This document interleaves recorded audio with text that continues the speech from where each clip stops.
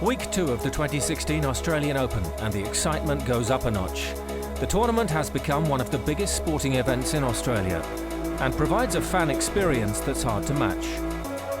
Homegrown hero Pat Rafter has been in prime position to see the event evolve. You're in a smaller city to London, New York, Paris. Everything is going in the favour. School holidays is a really good vibe around Melbourne this time of year.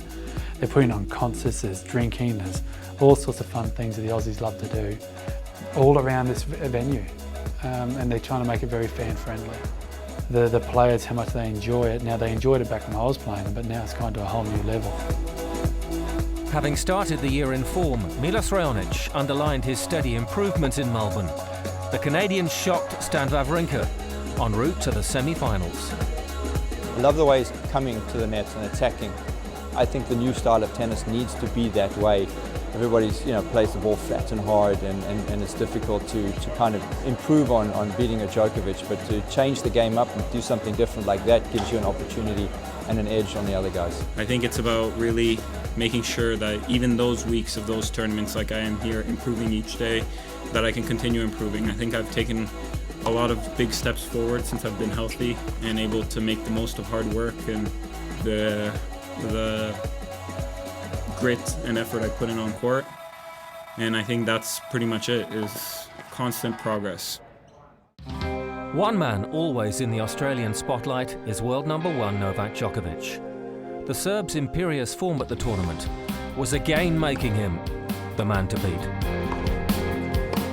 He's got a lot of ability. He's certainly got a lot of natural talent, and I think he's certainly a lot better player than he was 2 or 3 years ago. He's just tough. He's just, you don't know what to do against him. If you push the ball, if you hit the ball, everything comes back somehow. And he's a great champion. His mind is so focused all the time that it's very tough to beat him. If Djokovic wins in the next couple of years, 3 or 4 more Grand Slams, which I think he can do, he's got to get up there in that group would say, well, who's the best ever? But I think you got the young fellas coming through. Raonic, you got Nishikori, the guys that are supposedly the next reign below the top 4. Murray's need a chance. Looking most likely to be the last to stand in Novak's way in Melbourne was world number 2 Andy Murray. His performances so far this season suggest 2016 could be a special year. Impressive how steady he is. I mean, like you said, people haven't really talked about him, but he's again there. He's just such a solid top player that always, every time it's a big tournament, he always puts himself in a position to go all the way. Getting to the second week of a slam is one thing. Going on to make a final is a whole different matter. But by definition, it's something that separates the stars from the rest.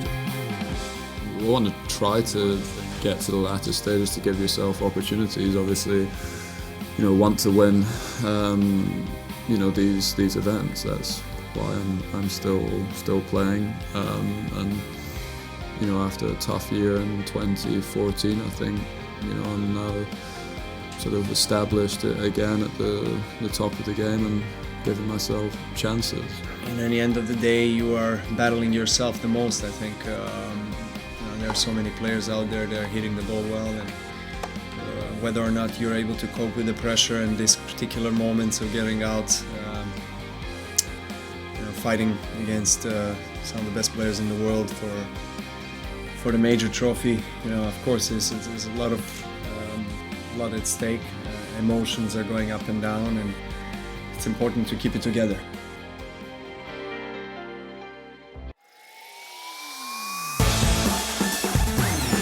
Next week on ATP World Tour Uncovered, 3 times the fun. We've action from events in Sofia, Montpellier and Quito.